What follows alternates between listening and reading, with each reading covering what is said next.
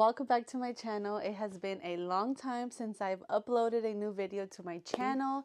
If you have been following me, then you know that I just had a baby, and my baby girl is actually 2 months now. So it is the reason why I've been off from YouTube, but I'm back and I'm ready to start uploading again. So if you are new here, subscribe to my channel. In today's video, I'm going to be talking about my labor and delivery. With my first pregnancy, I had an emergency C-section. I was planning for vaginal, but in the process of pushing, I was pushing for over an hour. I was unable to deliver vaginal. I ended up having to need a emergency C-section due to a little bit of complications. And so with my second pregnancy, I was so determined to have a vaginal delivery. I did everything in my power. That includes all the reading I could possibly do for a VBAC. I went a different route as far as delivery. Instead of going through a doctor, I went through a midwife, just because from according to the research I did, my possibilities of having a VBAC was to have a midwife. And so I did that, and that is huge things that helped me. And then all the reading and research I did, I didn't want to go to the hospital too early. I think the problem with my first pregnancy was that I went to the hospital too soon, and I didn't know how to control my contractions. I didn't know how to deal with them, how to confront them, how to live with them during those moments. So in my first pregnancy, I rushed to the hospital and I wasn't able to tolerate my contractions. Second pregnancy, did the reading, did the research, and I prepared my mind, my soul, my heart. And so now going back to my story of my labor and delivery, I did a lot of my labor here at home instead of the hospital. I had my husband help me with certain positions, certain things that he would do every time a contraction would come to just help me tolerate them. And so I'm going to take it back to when I was 37 weeks. I had my last appointment. At the time, I didn't know it was my last appointment, but I went in to see my midwife, and she pretty much just told me, I'll see you next week unless your baby wants to come early. All she did was check the baby's position. So she pressed on my belly, and she just told me baby was right in position for delivery, and that was it. Before leaving that room, as soon as she left the room, I got up and my contractions started. I say that it was because she moved my belly. The way they press on your belly is a little hard, and I feel like that's what initiated it. This is just my assumption. This is just my thoughts. But from that moment, she touched my belly and my contractions started. I remember telling my husband, wait, before we get out the door, I feel some type of pain. And I started feeling pain. We waited until that pain went away, and then we left and we went to our car. And as we walked to our car, it was a little far of a walk. I got another pain, and I'm like, from there, I started thinking, whoa, like, am I not going to make it to my next appointment? And are we coming back because I had pain? So on the way home, it's about a 45-minute with traffic, even an hour from my appointment to my house. And that whole way, I had pain that was coming in and out, in and out. And they weren't close, they weren't consistent. I was able to tolerate the pain, so I knew it wasn't time. But in the back of my mind, I was like, wait a minute, is this it? Is it time? Is it going to be tonight? Is it going to be in the morning? So yeah, so we came home, and the contractions did not stop, and I was exactly 37 weeks and 3 days. So my contractions were 4 hours.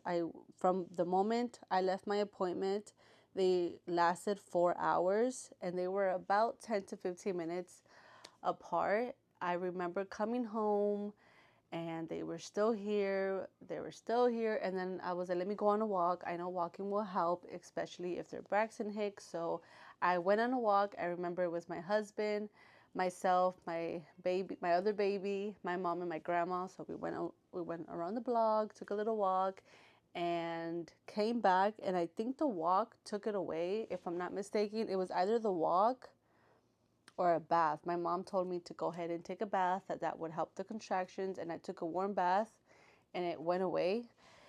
And that was Thursday, 37 weeks and 3 days. Now 37 weeks and 5 days, so 2 days later, I got contractions again. So Thursday, 4 hours of contractions, but they went away. 2 days later, contractions come back up, and I remember this day, I once I woke up and once blah, blah, blah, time passed, I wrote it down in my notes so I wouldn't forget and I could share it with y'all because I'm actually interested if any of you have ever experienced this. So we were sleeping and then at 6 a.m. I woke up hysterically laughing. Like I literally was sleeping and I woke up laughing, laughing. My daughter sleeps, my 2-year-old daughter sleeps with us, and she at the time at 6 a.m. was right here next to me, and I woke up just laughing, no reason at all, nothing, just hysterically laughing, and I couldn't stop laughing. I even woke her up, and she was like, "You okay, mommy?" And I just couldn't stop laughing. I was laughing, laughing, laughing, laughing. My husband woke up for work. He looked at me like, "What is wrong with you?" And I was like, laughing, laughing. I was like, help me to stop laughing. Like my stomach was hurting of how much laughing I was doing. I have no idea. I didn't experience this with my first pregnancy. Have any of you ever experienced this? Crazy. I just could not stop laughing. Anyways, wanted to share that with you. I even started crying and I couldn't control it, but it was so crazy, such an experience. So fast forward to the next day. So now we're on Sunday, 37 weeks and 6 days. My contractions, they started at 2:30 a.m. and they wouldn't go away. They were 15 minutes apart though, and they weren't consistent enough, and they were painful, but not as painful. I got a 1 through 10, they were like maybe a 7. And so I knew, okay, it's not a 10 yet, so it's not time yet. I read something that said, when it's time, you won't be Googling. And at the time I was Googling, like, okay, my contractions are this months apart, my contractions are here, or when do I go here? Just Googling in general. You Google so much at the end of your pregnancy. And so I read one that said, once it's time, you won't be on your phone. And trust me that is so true. If you're at the end of your pregnancy and you just don't know when it's going to be time to head to the hospital, it's going to be time when you stop watching videos, when you stop using your phone, when the pain is that bad, then pack your bags, go to the hospital.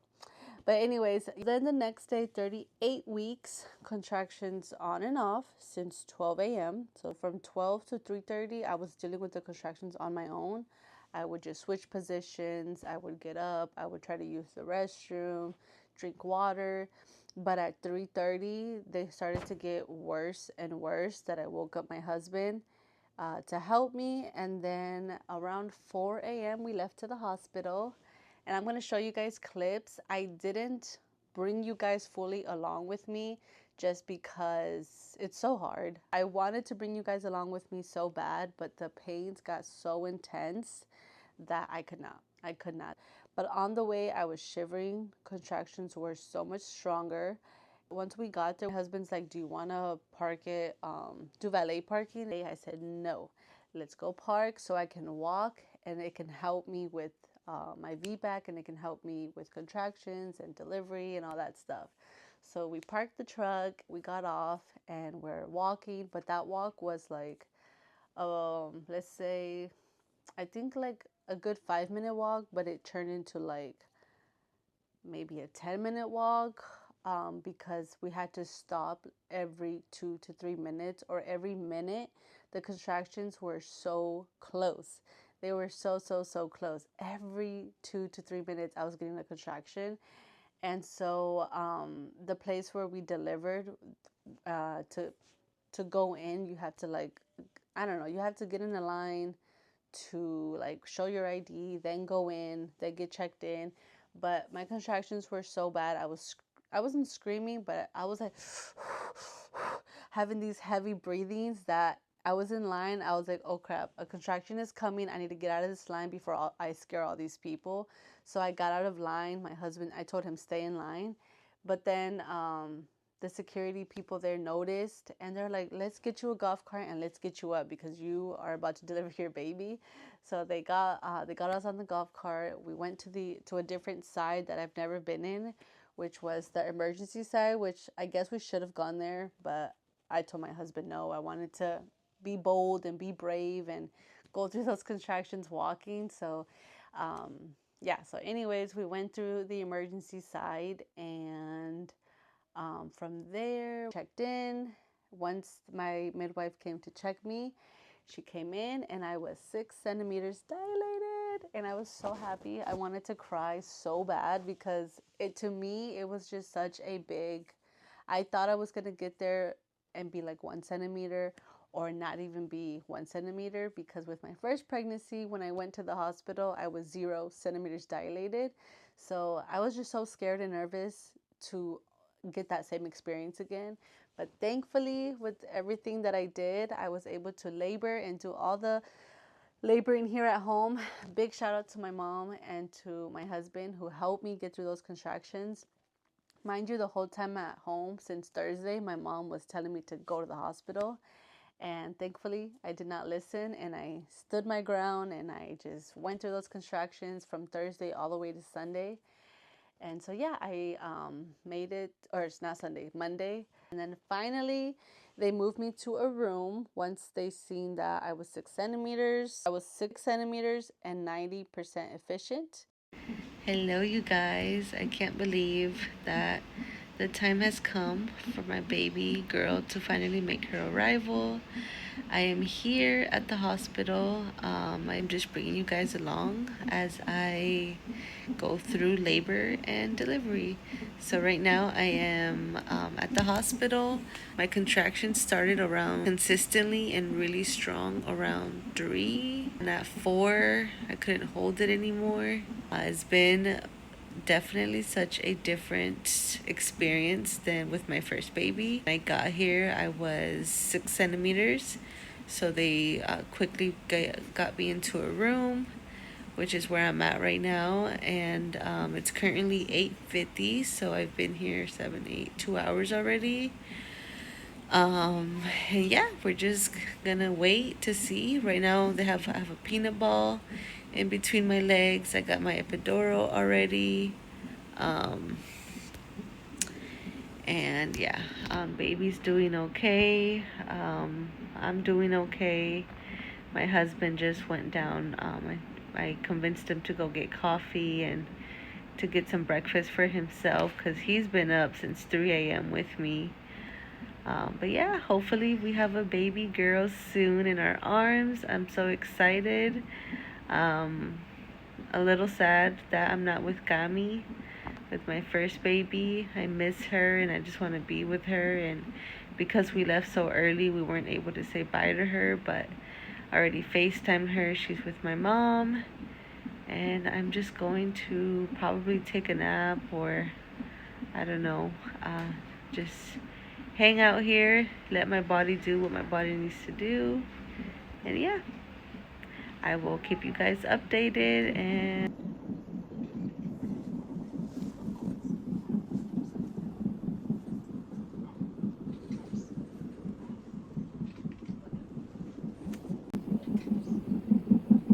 yeah, so update. They came in, they checked her, what do you call it? Cervix. Checked cervix. Give us a little scare. They feel something there. They said it was like maybe the umbilical cord, but I guess not. I guess it's like some type of mucus, membrane swelling. It's like a little thick or whatever it is. But yeah, but the midwife spelled out cord. Yeah, he's like, come check this. It's CORD. It's like. And that scared me. My heart dropped. We know how to spell. It's cord. But I think they do it just not to worry us, I guess. But the heart rate's fine. 9 centimeters dilated. So one more. Here. But yeah, we're almost there. Maybe one more. It's 9 centimeters, and then the other thing is 100. Was 100%. Yeah, whatever that is. So what? We think an hour, 30 minutes? Yeah, because I already keep farting TMI, and I feel pressure back there. Like if I have to poop, but not too much. It's not as strong. You gotta take a bowel movement, bro. Okay, but bowel movement. My pressure. Yeah, but you think Lily and Noni, my two and Josiah, my 3 top fans know what bowel movement is? I learned that. They know what poop is, right, Lily, Noni, Josiah? Kami in my top fan, she skips. Well, yeah, that's the update. That is the update on how it's going. I'm okay, have the epidural. I just feel a lot of pressure.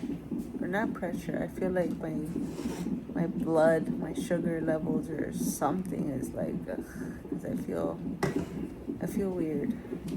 But they also scared me when they said that. I got a little scared. The midwife said CORD, and then she said, if it's this, if it's what I think it is, we're gonna have to go back. And I'm like, what? But I just feel like lightheaded or something. It's probably because I also have an 8, right? Yeah, that too. But yeah, looks like we're gonna have a baby soon. I think on the next update we'll have the baby. It's I think crazy. it's funny how people don't know, like, how much centimeters in total. That's how long it's like. I know. It's like, what the fuck, everyone. Yeah, my mom too. She's like, I'm like, I'm 6, and she's like, oh, ¿y cuánto tiene que ser? And I'm like, what? Aren't y'all both moms? But all right, guys, we'll be back with another update when we have another update. A little over. So at 1:30, she checked me. I was 10 centimeters. Yay! About 2 to 3 pushes, but the baby's heart was going too fast. After every push, her heart would go up, and that happened with my first baby too. The reason I had to have an emergency C-section was because her heart rate was too high, and or it would go down, and then my pressure, things like that. That happened my first pregnancy. So my second pregnancy, her heart was going too high, and in my mind I'm like, no, please, please, please. I was worried for the baby because every time I push, her heart rate would go up. So my midwife quickly decided to call for backup and decide to do a vacuum to help me push the baby out. So once all those people came in the room, I think I did about 3 pushes, and then the baby came out, and my baby girl made her arrival.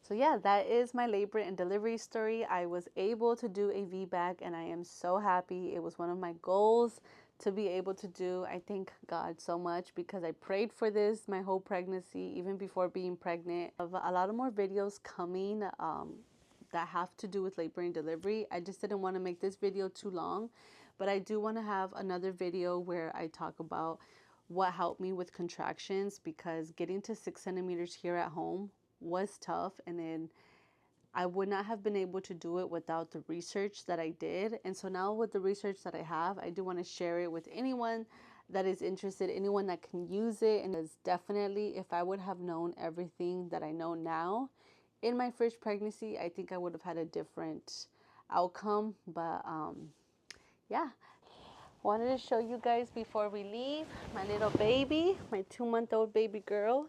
Say hi. This is my little baby. She weighed 6 pounds. 6 pounds and 8 ounces. She's definitely a big girl. My other baby weighed 6 pounds flat, and this one was just about 1 more pound than her. And right now she's 2 months, weighing 12 pounds, 8 ounces. So she's a big little baby. She's a big little baby. But it's my little angel. Look at the little cheeks. Look at the little toes. Look at the little toes. And you guys can see my other baby over there.